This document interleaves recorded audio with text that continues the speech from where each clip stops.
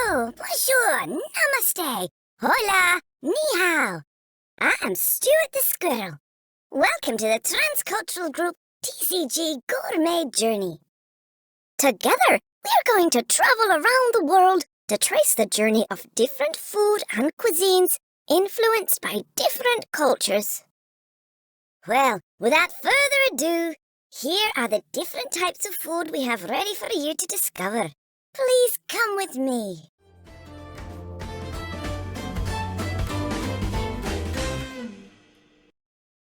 Please let me introduce to you Calvin the Human. He will tell you all about the hamburger. Don't run away from me, you burger. Hi, Stuart, give me a minute. Let me catch this burger, and I will be right there with you. Hi, Calvin. Did you manage to catch the burger? Unfortunately not, Stuart. It managed to escape again. I shall miss my burger when I watch SpongeBob this afternoon. Especially when he starts serving his delicious Krabby Patty. Well, if you are thinking so much about Krabby Patty, why don't we take the opportunity to learn some new things about the hamburgers? All right, Stuart, but will I get a real hamburger after? Come on, Calvin. You might get one if you run faster. First, let's go back in time, say around 800 years ago, to the steppe lands of Mongolia. Time machine?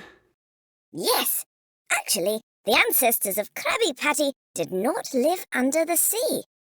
According to popular theory, they might have come from the vast grasslands of Mongolia. The Sea of Grass?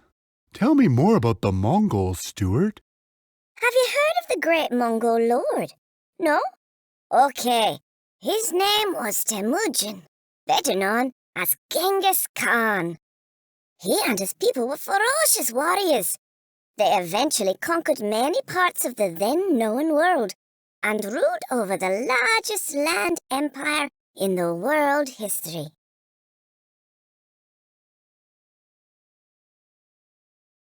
I know what you're thinking, Calvin. No, they were not hunting for hamburgers.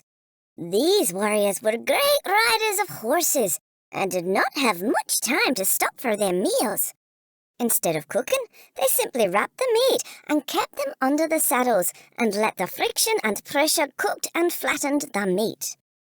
That gave rise perhaps to the first form of flattened steak, a convenient way for the Mongol warriors to eat with one hand while riding to their battles.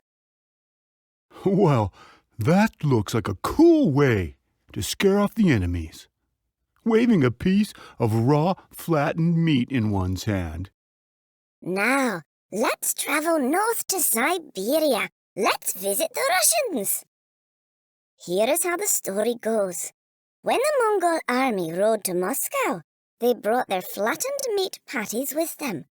Since the Russians called the Mongols Tatars, we now have the name steak tartare for the Mongol meat patties. Oh, I see. But wait, isn't the steak tartare French? No, actually, it was the Russians who added raw eggs and chopped onions to those meat patties and introduced them to Europe. It's said that the Russian steak first arrived at a German port around 400 years ago. Do you remember where the 2006 World Cup was held? Yes, of course, Hamburg City. Was that how the Hamburg steak got its name? Ole, ole, ole, ole. Yes, Calvin, that's right. You are such a football fan. You've just scored a point. Well, let's take a small break here. When we come back, we shall cross the Atlantic to America.